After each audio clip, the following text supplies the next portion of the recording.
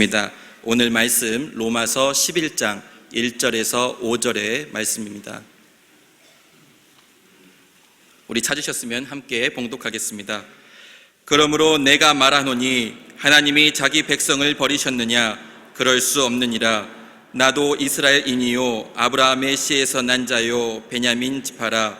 하나님이 그 미리 아신 자기 백성을 버리지 아니하셨나니 너희가 성경이 엘리야를 가리켜 말한 것을 알지 못하느냐? 그가 이스라엘을 하나님께 고발하되 주여 그들이 주의 선지자들을 죽였으며 주의 제단들을 헐어버렸고 나만 남았는데 내 목숨도 찾나이다 하니 그에게 하신 대답이 무엇이냐? 내가 나를 위하여 바알에게 무릎을 꿇지 아니한 사람 7,000명을 남겨두었다 하셨으니 그런즉 이와 같이 지금도 은혜로 택하심을 따라 남은 자가 있느니라. 아멘. 이 시간 유대인과 이방인이라는 제목으로 목사님 나오셔서 은혜의 말씀 증거해 주시겠습니다. 오늘 예배에 나오신 여러분들에게 하나님의 은혜가 함께 하시기 바랍니다. 보고 싶었습니다. 한 주간 동안 계신 분하고 인사 같이 나누시겠습니다. 한 주간 동안 기분 좋은 일이 많아지시기 바랍니다. 같이 인사하시겠습니다.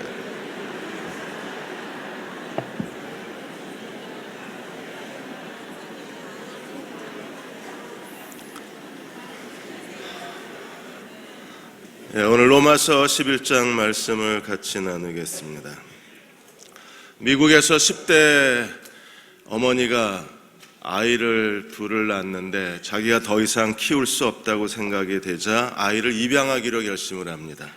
그래서 30년 전에 한 아이는 뉴저지주에 또 한 아이는 플로리다주에 두 딸을 다 입양을 했습니다. 그런데 30년 만에 이 두 딸이 학교에 콜롬비아 대학의 영문학 강의를 듣는데 맨 첫 시간에 장문 강의하는 시간에 서로 자기소개 시간이 있었는데 자기소개를 가만히 듣고 있던 언니가 동생한테 찾아와서 네가 내 동생 같다고 얘기를 한 거예요. 그래서 30년 만에 우연하게 대학 영문학 강의를 같이 들으면서 헤어졌던 자매가 만났습니다. 둘 다 직장 생활을 하다가 둘 다 똑같이 작가의 꿈을 가지고 똑같은 대학에 똑같은 강의를 신청을 한 거예요. 이렇게 우리 인간사 살아가는 동안에 신비스러운 일이 있고 인간의 상식으로 이해될 수 없는 일들이 있습니다. 성경에서는 이러한 일을 하나님의 섭리라고 말합니다. 웨스트민스터 소요리 문답 11문답에 보시면 하나님의 섭리가 무엇인가의 질문에 대해서 이렇게 대답했습니다. 하나님의 섭리는 하나님이 목적하신 일을 이루시기 위해서 하나님의 가장 거룩하고 가장 지혜롭고 가장 능력 있게 보존과 협력과 통치하시는 거라고 했습니다. 하나님은 우리의 왕이십니다. 우리의 삶을 통치하고 계신 만왕의 왕이십니다. 하나님의 통치가 무엇을 우리에게 의미하는가? 하나님이 우리 주변에 있는 것들, 국가와 국가 문제, 일반적인 것, 특별한 것, 사소한 것, 귀중한 것, 그리고 인간과 피조물, 그리고 영적인 것, 육적인 것, 선과 악, 이 모든 내 삶의 주변에서 일어나는 모든 일들에 대해서 하나님이 그것을 하나님께서 그것을 연합해서 하나님의 목적을 이루고 계신 걸 하나님의 통치라고 합니다. 하나님이 우리를 다스리는 데 있어서 심지어 인간이 저지른 모든 실수와 실패와 죄까지도 하나님이 그것을 협력해서 하나님의 선을 이루어내시고 하나님의 목적을 성취해내시는 하나님이세요. 창세기 50장에서 요셉이 형들에게 이렇게 고백합니다. 50장 20절에 당신들은 나를 해하려 하였으나. 요셉은 형들에게 미움을 받았습니다. 아버지가 요셉을 총애했고 또 요셉은 형들의 모든 잘못을 밀고를 했습니다. 아버지가 요셉에게 채색 옷을 입혀주었어요. 요셉에게 채색 옷을 입혀준 것 자체가 형들에게는 요셉에 대한 거부감이 생길 수밖에 없습니다. 형들이 유산 상속자여야 되는데 맨 막내 동생이 유산 상속자가 되니까 어떤 형제도 기분 좋을 수는 없잖아요.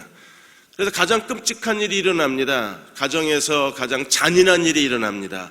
형들이 요셉을 죽이려고 합니다.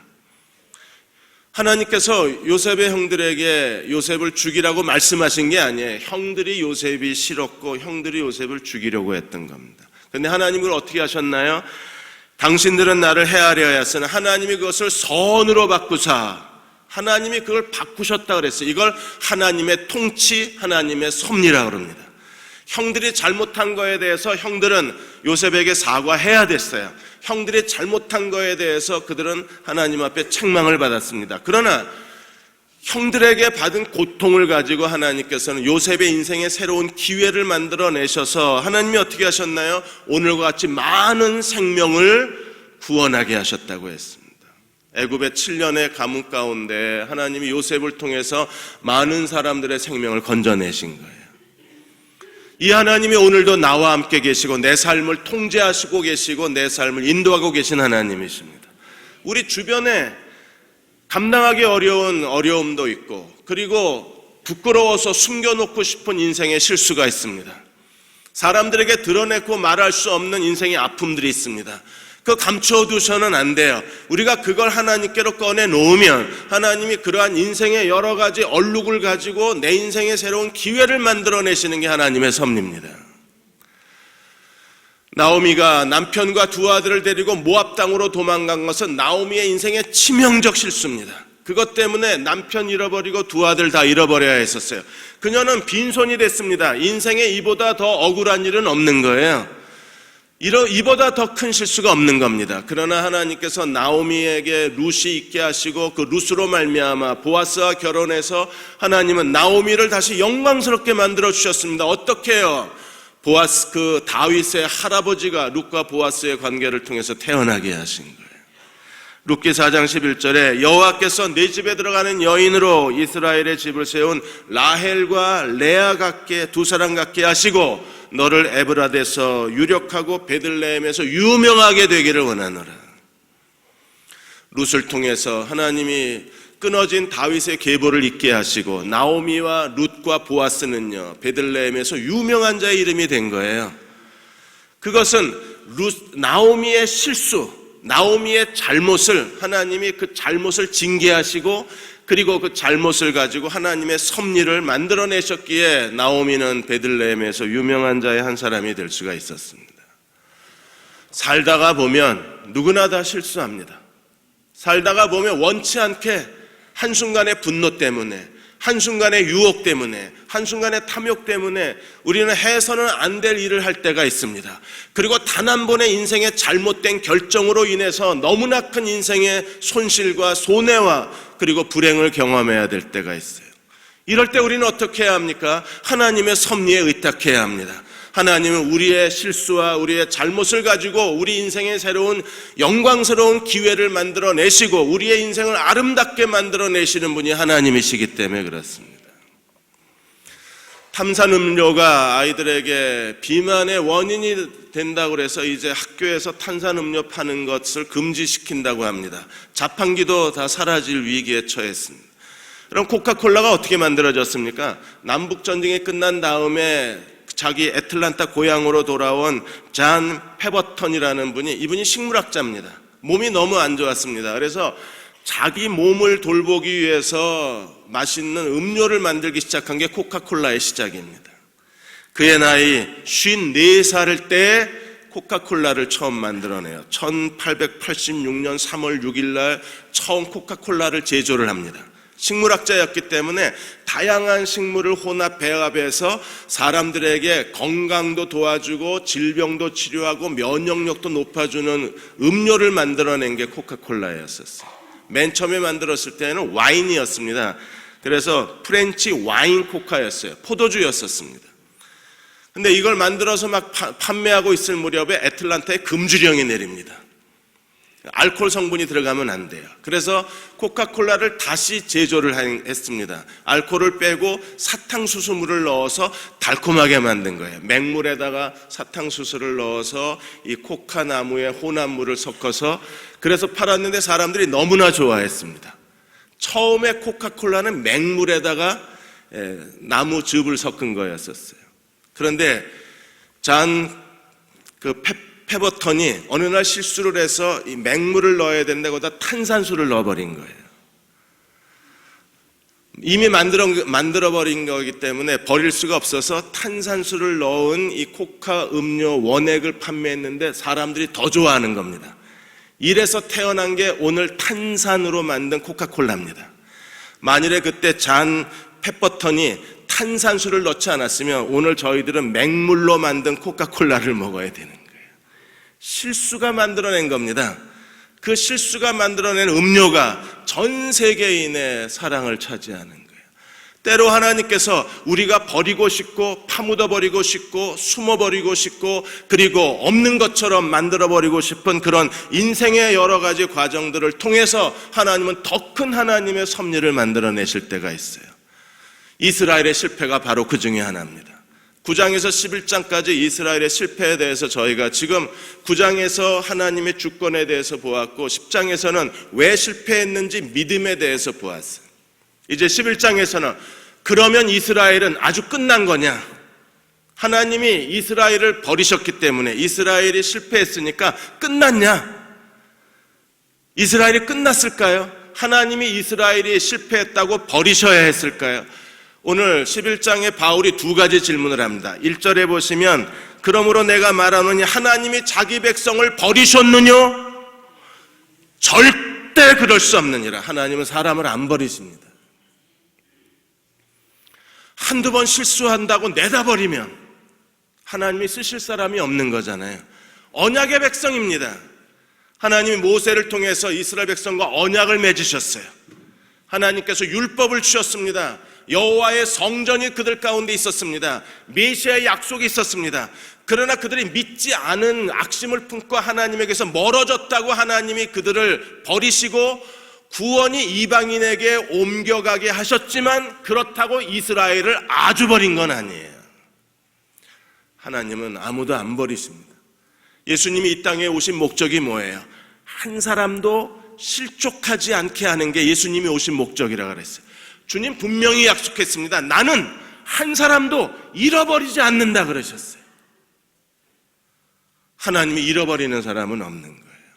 그래서 바울이 1절에 뭐라 그랬습니까? 나도 이스라엘이요 아브라함 씨에서 난 자에 나도 베냐민 자표 사람이라. 그는 이스라엘이면서도 이방인의 사도로 하나님께 쓰임받고 있잖아요.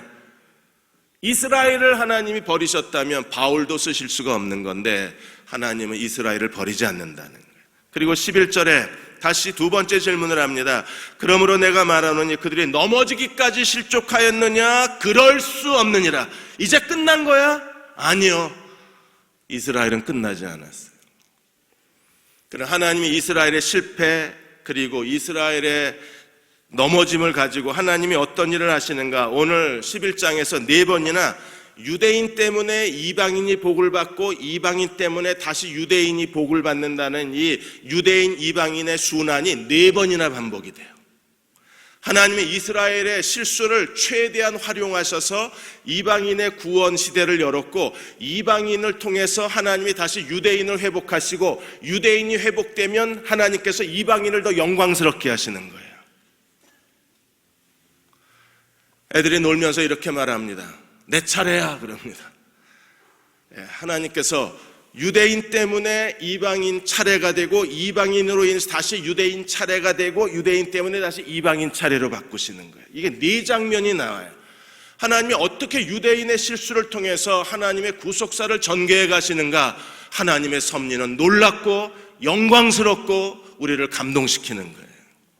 제일 먼저 11절 12절에 보시면 첫 번째 장면에 대해서 이렇게 설명합니다. 그러므로 내가 말하노니 그들이 넘어지기까지 실족하였느냐? 그럴 수 없느니라. 그들의 넘어짐으로 구원이 이방인에게 이르러 이스라엘로 시기나게 하려 함이라. 구원이 이방인에게 넘어왔습니다. 왜 하나님이 이방인으로 넘기셨나요? 이방인을 선택하시고 이방인이 구원받는 이방인 시대를 열었습니다. 하나님의 어떤 목적 중에 하나가 이방인 시대를 통해서 동시에 하나님이 기대하신 게 무엇입니까? 이스라엘이 시기나게 하는 것.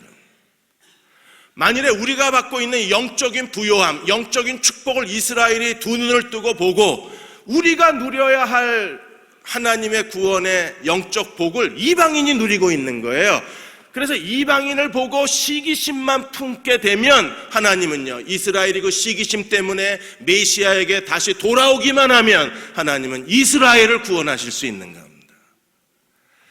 시기심은 인간의 감정 중에 가장 우리가 환영받지 못하는 감정 중에 하나입니다. 시기심 때문에 우리는 스스로 열등감에 빠지고, 시기심 때문에 다른 사람을 헐뜯고 다른 사람을 비난하고 정죄하고 다른 사람을 매장을 시켜요. 시기심이라는 건 파괴적입니다. 그 시기심이 자기에게로 향하면 스스로 깊은 우울증에 빠지는 거고 열등감에 빠지는 거고, 시기심의 칼날이 다른 사람을 향하면 다른 사람을 망가뜨리고 스스로 자기 인생도 파괴시키는 거예요.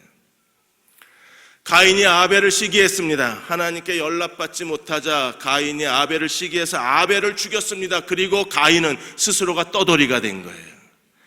이것을 그 심리학자 파킨슨, 영국의 파킨슨 그 심리학자는 말하기를, 영국의 사상가 파킨슨은 이것을 무능자의 질투라 그랬습니다. 그것을 해낼 능력이 없는 무능자의 질투는 결국에 그 사람을 매장시키고 그 사람을 눈앞에서 제거해야 되기 때문에, 무능자의 질투증은 결국 모든 걸 파괴시키는 거예요. 미리암이 모세를 질투해서 모세를 비난하다가 문둥병자가 되었습니다. 고라의 자손들이 모세를 반역하다가 결국에 그들도 하나님의 심판을 받아야 했었어요. 시기심은 이렇게 파괴적인 겁니다. 그러나 거룩한 시기심, 그 시기심이 하나님을 향한다면, 나를 향하는 것도 아니고 너를 향하는 게 아니라 시기심이 하늘을 향한다면 새로운 발전이 있을 거예요. 하나님이 새로운 길을 열어주실 것입니다. 그 시기심을 통해서 하나님은 유대인을 회복하실 것이며, 그 거룩한 시기심을 가질 수만 있다면, 그 거룩한 시기심을 통해서 하나님은 내 인생을 하나님 앞에 더 가까이 데려가실 뿐 아니라 더 영광스러운 그릇으로, 하나님의 능력의 그릇으로 하나님 우리를 사용하실 수 있을 거예요. 다른 사람들이 가지고 있는 것에 대한 시기심, 사람들의 외모에 대한 시기심 그만, 그것에 대해서 우리가 그 사람이 그런 날씬한 몸매에 대한 시기심 더 이상 거기 빠져 있지 말고, 왜 저 사람은 주름살도 없이 얼굴이 이렇게 탱탱한 거야, 그런 탱탱한 얼굴에 대한 시기심 갖지 말고, 정말 가져야 될 시기심은요, 왜 쟤네 집 자식은 저렇게 잘 되는 거야, 내 집 자식은 안 되는데, 남의 아들 부러워하지 말고 정말 우리가 그거에 대해서 하나님 앞에 거룩한 시기심을 가질 수만 있다면, 그래서 하나님 앞에 나아가 무릎 꿇을 수만 있다면, 전심으로 하나님을 의지할 수만 있다면, 시기심은 하나님께서 내게 주시는 또 다른 인생의 전략이 될 수 있는 거예요.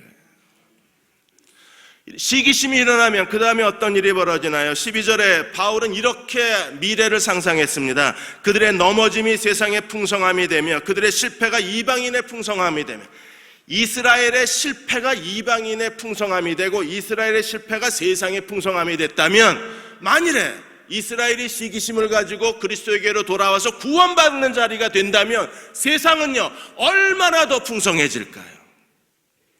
이스라엘의 실패 때문에 우리가 이 복을 누리고 있는데, 이스라엘이 영광을 받으면 우리는 얼마나 더 큰 영광을 받게 될까요?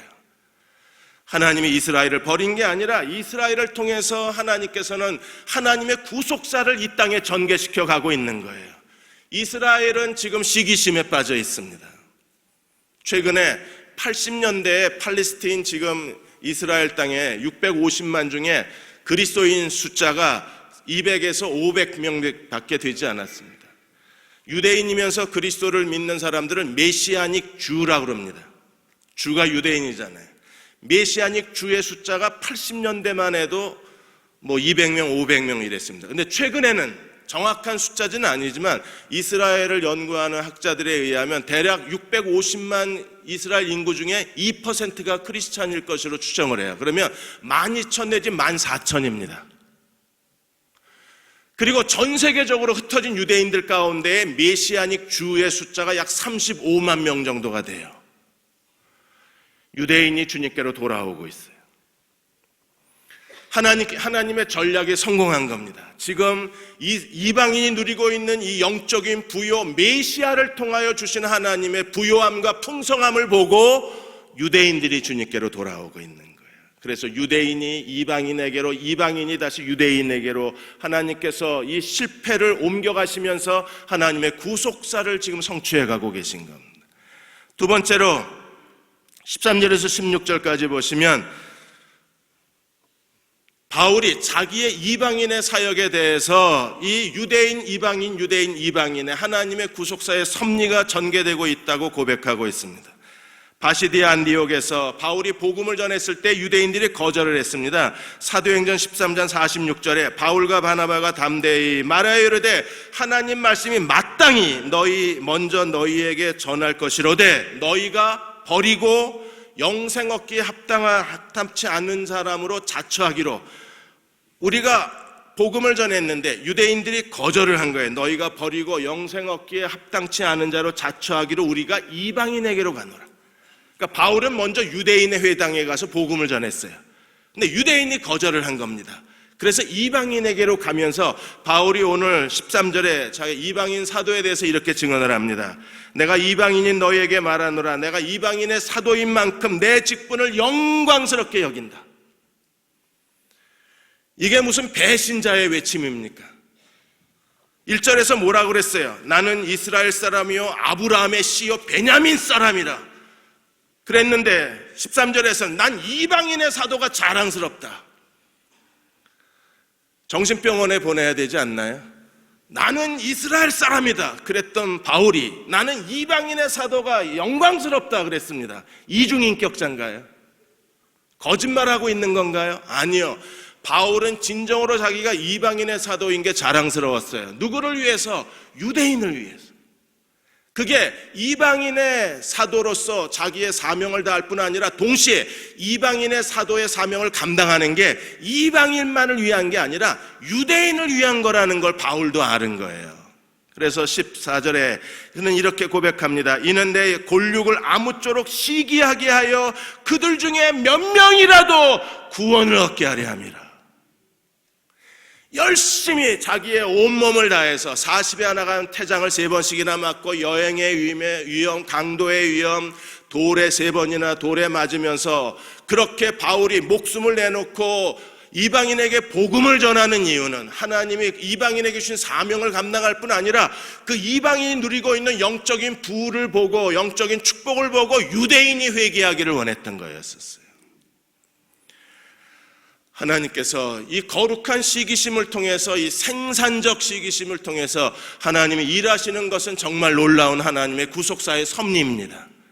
오늘 이 시대에도 하나님의 섭리가 작동이 되려면 시기심이 있어야 돼요. 거룩한 시기심이 있어야 합니다. 저 사람이 받는 축복을 나도 받고 싶은 시기심이 있어야 되는 거예요. 그 사람은 그 사람이고 나는 나, 이렇게 자기를 체념하고 자기를 포기해버리면 섭리가 작동이 안 되는 겁니다. 저 사람이 어떻게 저렇게 하나님께 쓰임받는가? 어떻게 하나님께서 저 사람은 이렇게 놀랍게 기도응답을 받는가? 어떻게 해야 영광스러운 그릇이 되는가? 나는 어떻게 해야 하나님의 더 큰 그릇이 될 수 있는가? 나는 어떻게 해야 하나님 나라와 그 일을 통해서 하나님께서 함께 하시는 그리스도의 종이 될 수 있는가? 자기의 내면의 영적인 거룩한 부러움, 남들보다 더 쓰임받고자 하는 갈망, 마치 야곱의 어머니 뱃속에서 에서의 발꿈치를 잡고 나온 것처럼 그렇게 하나님 앞에 자기의 전부를 드리고자 하는 사람을 하나님이 쓰시는 거예요. 근데 우리는 다른 사람들에게 영적인 부러움을, 영적인 목마름을, 다른 사람들이 부러워할 만한 삶을 살아야 되는데 오늘 교회가 세상이 부러워할 만한 삶을 못 살잖아요. 여러분 옆에 계신 분을 쳐다봤을 때 그런 부러움이 느껴지시나요? 저 사람처럼 살면 얼마나 좋을까? 그런 생각이 드십니까? 그렇게 살아야 되지 않나요? 저 사람처럼 될 수만 있다면 이 시기심이 자극이 돼야 되는데 영적으로 무기력해진 그 교회와 신앙의 특성이 뭐냐 하면 시기심을 못 느껴요. 하나님이 오늘 저와 여러분에게 하늘을 여시고 거룩한 시기심을 부어주시기를 축원합니다. 남들이 부러워야 기도할 거 아니에요. 저 사람처럼 나도 될 거야 라고 그 사람에 대한 갈망이 생겨야 하나님 앞에 더 헌신하지 않을까요?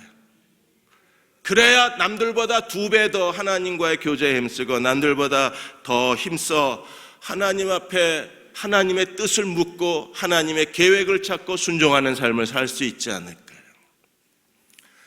어느 날 하나님께서 어느 교회에 충성된 김모 집사님한테 하나님 말씀하셨어요.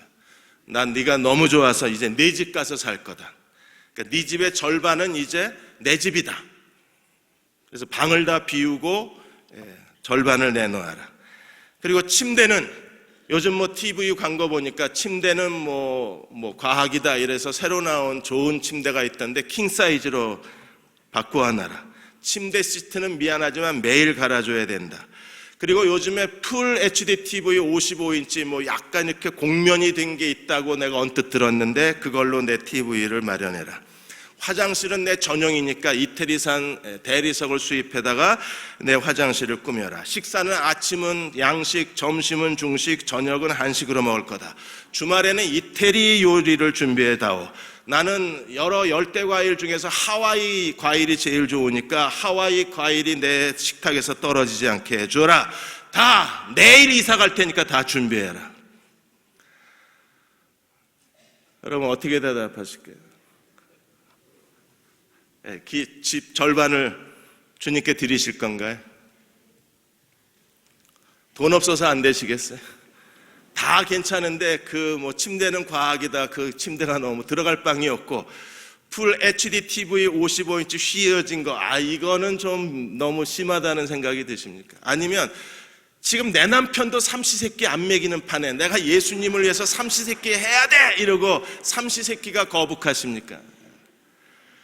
여러분 주님은요 이미 우리 안에 살고 계신 분이십니다. 내 안에 나와 같이 살고 계시고 우리 집에 이미 주님이 같이 와서 살고 계시고 대흥교회가 이미 예수 그리스도의 몸이 되어서 주님이 이 자리에 우리와 함께 계신 하나님의 아들이십니다.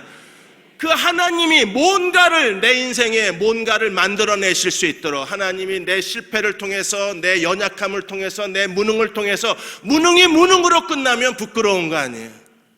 실패가 실패로 끝나면 진짜 실패입니다. 그러나 그걸 우리가 하나님께로 가져가기만 하면 이스라엘의 넘어짐이 이방인의 부요함이 됐는데 내가 넘어진 인생의 과거의 경험이 내가 넘어진 실패가 무엇에 누군가에게 부요함이 돼야 되지 않나요?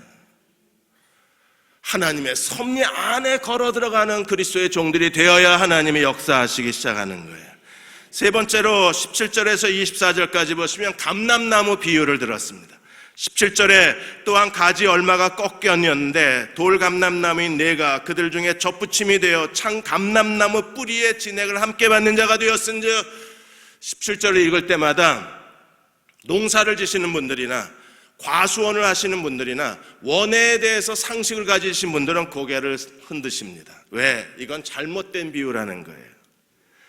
우리가 읽어도 잘못됐다는 걸 알 수 있습니다. 어떻게 해요? 원의 상식은 뭡니까? 돌 감람나무 그루터기에다가 참 감람나무 가지를 접붙여야 거기서 참 감람나무가 열리는 거잖아요. 그러니까 돌배나무에다가 우리가 잘 개량한 개량종 배나무 가지를 접붙여야 거기서 잘 개량된 배가 열리는 거잖아요. 그러니까 돌복숭아 나무에다 계속 해야 돼요. 이거 돌복숭아 나무에다가 잘 개량된 복숭아 가지를 접붙여야 그래야 맛있는 복숭아가 열리는 거잖아요. 그런데 지금 바울은 거꾸로 하고 있는 겁니다. 참 감람나무 밑둥에다가 돌 감람나무를 이식을 한 거예요. 접붙임을 한 거예요. 그래서 이건 잘못됐다는 겁니다. 그런데 1905년에 윌리엄 램세이 경이 직접 팔레스틴으로 가서 팔레스틴 감람나무 그 과수원에 가서 농부에게 물어봤습니다. 바울이 지금 이렇게 했는데 이런 방법이 있냐고 그랬더니 이런 방법이 있대요. 언제 이렇게 하냐?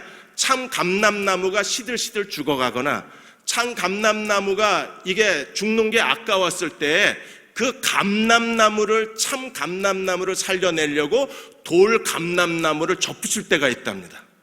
그래서 돌 감람나무 가지가 번성하면서 참 감람나무가 살아나는 경우가 있대요. 바울이 정확하게 예를 든 겁니다. 지금 참 감람나무는 누구예요? 유대인. 유대인이 실수해서 실패해서 잘렸잖아요. 나무가 베어진 겁니다. 그 나무가 지금 죽어가고 있는 거잖아요. 그래서 하나님이 이스라엘의 실패에다가 뭘 접붙인 거예요? 이방인의 구원을 접붙인 겁니다. 이방인의 구원을 접붙이니까 어떤 일이 벌어져요? 이스라엘의 뿌리로부터 영양분과 수분을 빨아들여서 이방인이 자라나는 거죠. 사도행전에 보면 이방인 회당에 가서 복음을 전하고 최초로 돌아온 초기 기독교인들은 전부 이스라엘 사람들의 유대인들. 유대인의 뿌리로부터 이방인 교회가 자라나는 거예요. 그러면서 동시에 참나무인 유대인 교회도 살려내는 겁니다. 하나님이 이방인 시대를 열면서 이제 유대인 너희는 끝났어 이러고 유대인들을 유해 보내시거나 유대인 너희하고 나하고 상관없어 외면하시거나 유대인을 쓰레기통에다 내다버리시거나 난지도에 갖다 파묻어 버리신 게 아니라 하나님이 이방인의 구원 시대를 여시는데 동시에 이스라엘의 회복도 같이 역사하시는 거예요. 이게 하나님의 놀라우신 하나님의 섭리입니다. 하나님은 결코 자기 백성을 버리시는 법이 없는 거예요. 비록 하나님의 언약을 버리고 이스라엘이 하나님을 떠났지만 이스라엘이 하나님을 떠난 거지 하나님은 이스라엘을 버리지 않으신 거예요. 그래서 감람나무 비유를 통해서 지금 이방인 구원 시대가 열렸지만 이방인 구원 시대와 더불어 접붙임의 이 비유를 통해서 하나님께서는요 이스라엘도 다시 살려내고 계시는 거예요. 우리가 눈이 열려져서 하나님이 하시는 이 놀라운 섭리를 보게 된다면 우리는 더 하나님 앞에 무릎 꿇고 하나님을 의지할 수밖에 없는 거예요. 그래서 17절에 이렇게 참 감람나무의 가지를 진액을 함께 받는 자가 되었은즉 18절 그 가지들을 향하여 자랑하지 말라. 자랑할지라도 네가 뿌리를 보존하는 것이 아니요 뿌리가 너를 보존하는 것이라. 이스라엘 쟤네들 봐. 저렇게 하나님 앞에 하나님의 말씀을 모르고 무식하더니 버림을 받았다고 조롱하지 말라는 거예요. 왜 조롱하면 안 됩니까? 여전히 우리가 지금 어디에 접붙였어요? 참 감람나무에 접붙여 있는 거예요. 유대인과 이방인은 언제나 같이 가는 겁니다. 그래서 하나님이 유대인과 이방인을 갈라놓으신 게 아니라 유대인 때문에 이방인으로 구원이 넘어오고 이방인 때문에 다시 유대인이 구원을 받으면서 하나님 나라가 이 지구상에서 완성되게 하신 것이 하나님의 섭리예요. 마지막 네 번째 장면은 어떻게 연출이 될까요? 오늘 25절 26절에 보시면 바울이 하나님의 비밀에 대해서 이렇게 말합니다. 형제들아 너희가 스스로 지혜 있다 하면서 이 신비를 모르기를 내가 원치 아니하노냐. 하나님의 신비를 보라 그랬습니다. 유대인의 실패, 이방인의 축복 그리고 유대인의 축복 이 과정을 보면서 여기에 하나님의 신비가 있다고 그랬어요. 하나님의 신비, 하나님의 미스테리가 무엇입니까? 하나님이 이 섭리에 하나님의 놀라운 하나님의 구속사의 비밀을 감추어 놓으셨는데 그 비밀이 무엇입니까? 이 신비를 너희가 모르기를 원치 아니하노니 이 신비는 이방인의 충만한 수가 들어오기까지 이스라엘에 덜어는 완악하게 되었다는 거예요. 이방인의 충만한 수가 채워지면 이방인의 충만한 수가 채워질 때까지 이스라엘이 지금 완악해져 있는 거예요. 그럼 이스라엘이 이 하나님의 비밀을 아는 이스라엘 백성들이 지금 날마다 쳐다보고 이스라엘의 회복을 위해서 기도하는 사람들은 지금 뭘 기다리고 있을까요? 이방인의 충만한 수가 채워지는 걸 기다리고 있는 거예요. 이방인의 충만한 수가 채워져야 그래야 이스라엘이 다시 하나님께로 돌아올 수 있는 겁니다. 교회가 선교 공동체가 되어야 하는 이유가 여기에 있는 거예요. 그래야 다가올 미래를 대비할 수 있고 우리는 하나님의 손에 붙들림 받아서 쓰임받을 수 있는 겁니다. 하나님의 구속사가 어떻게 전개되어져 가는 걸 알고 이 비밀을 알고 오늘 이 시대에서 우리와 교회가 이 시대 가운데 하나님의 사명이 뭔가를 알고 그 시대적 사명을 자각하고 이방인의 충만한 수를 채우는 데에 전심으로 자기의 전부를 바치는 교회가 하나님의 기뻐하심을 받으며 이방인의 충만한 수를 채우는 데 헌신하는 그리스도의 제자가 하나님의 능력으로 쓰임받을 수 있는 거예요.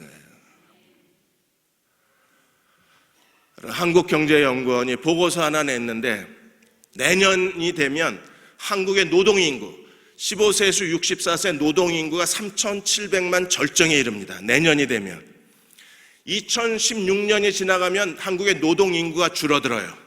그래서 2040년이 되면 노동인구가 대략 2,900만으로 떨어집니다. 2060년이 되면 노동인구가 2200만이 돼요.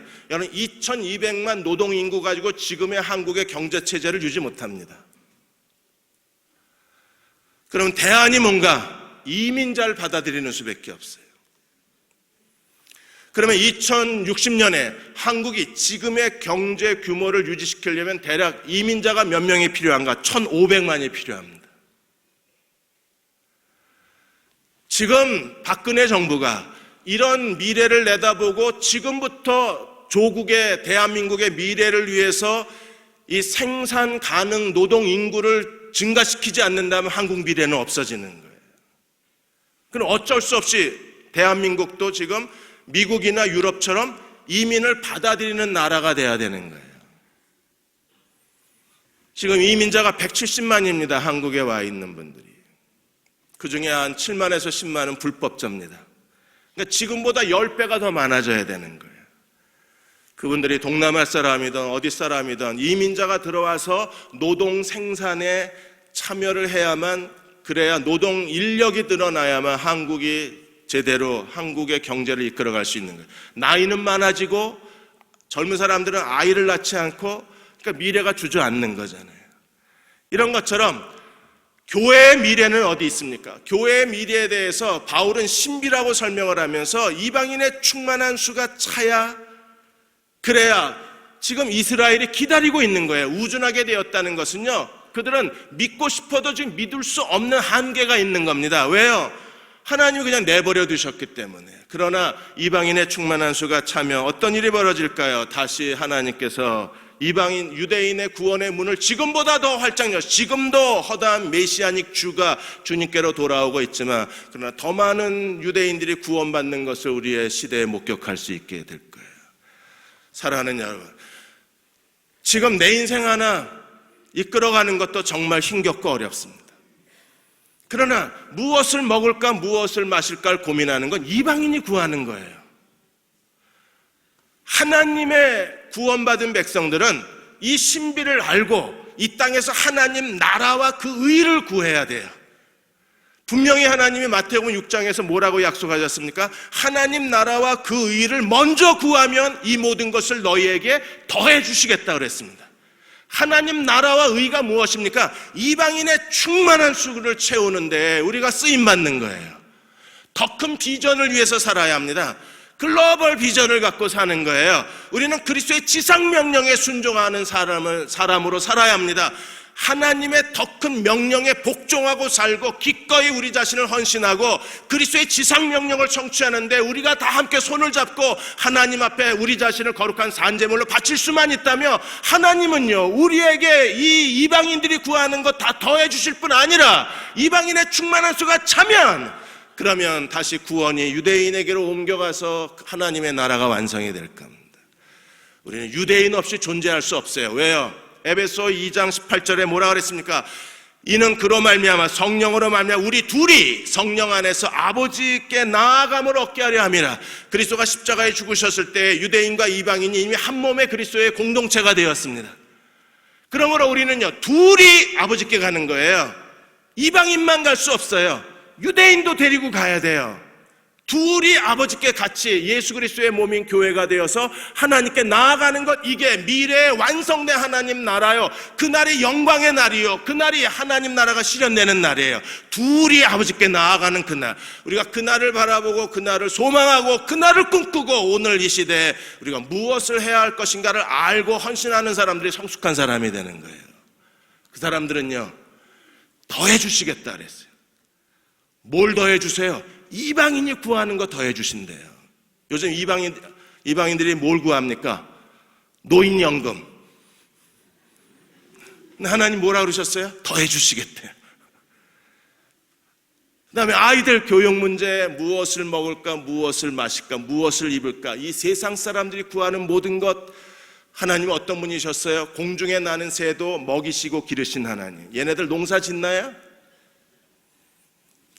참새가 무슨 자기 10년치 쌀을 보관하는 쌀 창고가 방결된 일이 있나요? 인류 역사 가운데?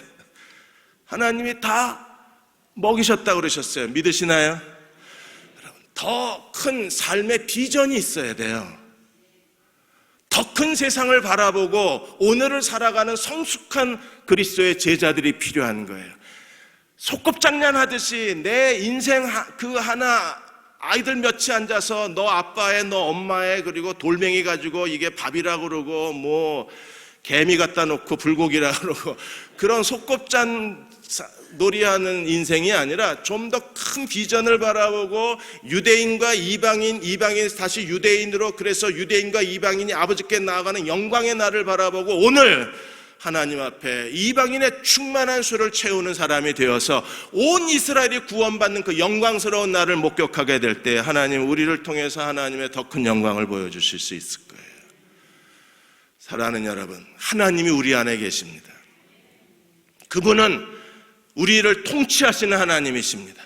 내 삶의 어떤 경험, 어떤 조각도 하나도 버리지 않고 내 삶의 모든 조각을 다 모아서 하나님의 영광스러운 그림을 그려내시는 하나님이심을 믿으시, 그리고 그 하나님께 우리 자신을 의탁해야 합니다.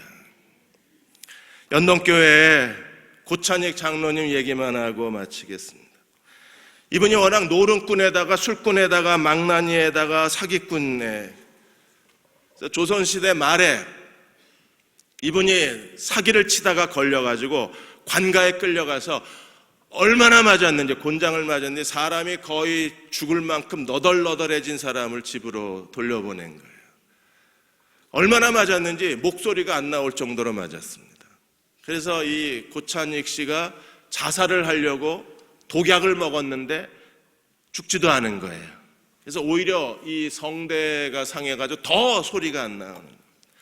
그 얘기를 듣고 그 당시에 연동교회를 개척하신 분이 게일 선교사이셨는데, 게일 선교사님이 전도지를 들고 이 고찬익 씨를 찾아간 겁니다. 그리고 고찬익 씨한테 전도지를 주었는데 그 전도지 제목이 내 이름이 무엇이냐, 이게 전도지 제목이었어요. 야곱의 이야기를 가지고 하나님이 예수님을 믿으면 변화된다는 걸 만들어낸 전도지였습니다. 고찬익 씨가 제목만 보고 그냥 방구석에 내던져 놨는데 그날 밤 꿈을 꾼 거예요. 꿈속에서 내 이름이 뭐냐, 이 소리가 들리는 겁니다. 너무나 놀라서 쳐다봤는데 아무도 안 보이는데 내 이름이 뭐냐 하는 소리가 또 들리는 거예요. 그래서 대답을 해야 되니까 고 이러는데 대답이 안 나오더래요. 다시 내 이름이 뭐냐 하는 순간에 제 성은 고시오, 이름은 찬익입니다, 이래야 되는데 성은 고시오, 이름은 사기꾼, 술꾼, 망나니올시다, 이랬어요. 그리고 보니까 그 음성이 범상치가 않은 거예요. 그래서 일단 고찬익 씨가 자기가 뭔가 단단히 걸렸다고 생각이 들어서 기도를 했습니다. 누구신지 모르지만 제 죄를 용서해 주시기 바랍니다. 그렇게 한참 자기 잘못을 용서해달라고 빌고 있는데 다시 음성이 들리기를 이제부터 너는 내 아들이 될 것이라 음성을 들었어요. 잠에서 깨어가지고 그 전도지를 계속 쳐다보고 있는데 무슨 소리인지 모르겠더랍니다. 그래서 아침에 일어나자마자 동이 트자마자 게일 선교사를 찾아가서 꿈 얘기를 한 거예요. 내가 꿈에 이런 걸 들었는데 이게 뭐냐고 그랬더니 게일 선교사님이 아마 주님이 찾아오신 것 같다고. 그럼 이게 뭐냐? 당신이 오늘 예수를 믿으면 모든 죄가 다 용서받고 하나님의 자녀로 다시 거듭날 수 있다. 하나님의 자녀로 거듭나고 싶으냐? 나같이 술꾼, 사기꾼, 망나니, 폭력배가 다시 거듭나서 새 사람이 될 수 있다면 나 뭐든지 하겠다. 그날 예수 믿고 그날부터 게일 선교사에게 성경 공부를 한 거예요. 사람이 바뀌기 시작했습니다. 그러자 이 주님을 사람들에게 전해주고 싶어서, 그래서 이 고찬익 초대교회 그 교회 초대 장로가 되셨는데 나중엔 장로님이 되셨으니까 고찬익 장로님이 집신을 꼬기를 시작했어요. 집신을 꼬고 남학신을 만들고, 그래서 사람들을, 자기가 아는 사람들을 찾아갔어요. 내가 누군지 알지? 알지. 내가 어떻게 변화된 것도 알지. 나처럼 변화되고 싶지 않나? 만일에 나처럼 변화되고 싶다면 연동교회를 찾아오게. 그리고 집신 하나 선물로 주고 가고 남학신 하나 선물로 주고 가고, 그렇게 해서 이 고찬익 장로를 통해서 그를 아는 많은 사람들이 주님께로 돌아와 구원받는 역사가 연동교회에 일어나요. 여러분, 사람들이 다 내다버린 사람입니다. 저기서 쳐다보면 도망갔던 사람이 고찬익이라는 사람이에요. 가족도 지겨워서 다 떠나버린 사람입니다. 부모도 이건 인간이 아니라고 내다버린 사람입니다. 그런데 하나님은 버리질 않으시는 거예요. 사람이 버리지 하나님이 버리시는 게 아니에요. 하나님 섭리 안으로 들어오십시오. 그분의 손을 의지하십시오. 그분의 손을 붙잡으십시오.